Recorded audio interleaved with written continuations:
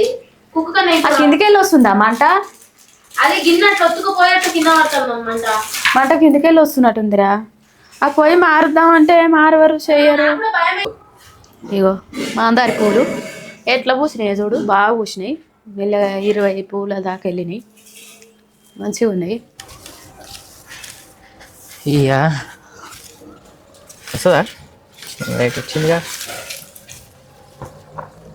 మంచిగా గట్టు. ఇది దారం ఎప్పుడు దిగిపోయేది తెలుస్తలేదు, అందుకే మంచి దారం చూడరా అని చెప్పిన అప్పుడే. దండ చిన్ననే ఉంది కదా కొంచెం, అంతేనా?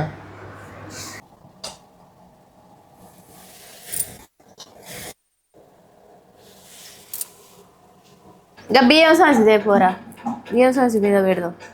గింత అంత ఇది అదంతా నాకెళ్ళి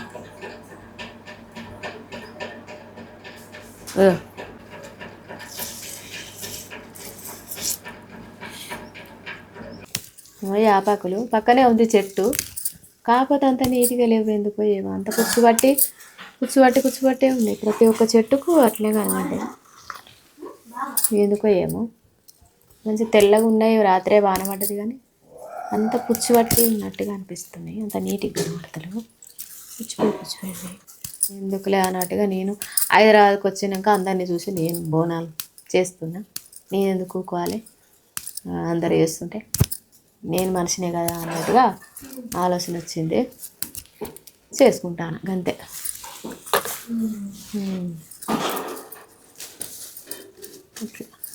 ఏమో కొందరు వంతన ఉంటే చేస్తారంట, కొందరు వంతన లేకుంటే చేయరంట. ఇక మాకు ఉందో లేదో నాకైతే తెలియదో, నేనైతే చేసుకుంటాను. మా ఇళ్ళల్లో ఎవరు చేయంగా చూడలేదు, ఏదో ఇళ్ళల్లో చేసి మొక్కేది అంతే, బయటకైతే కొనుక్కోకపోయేది.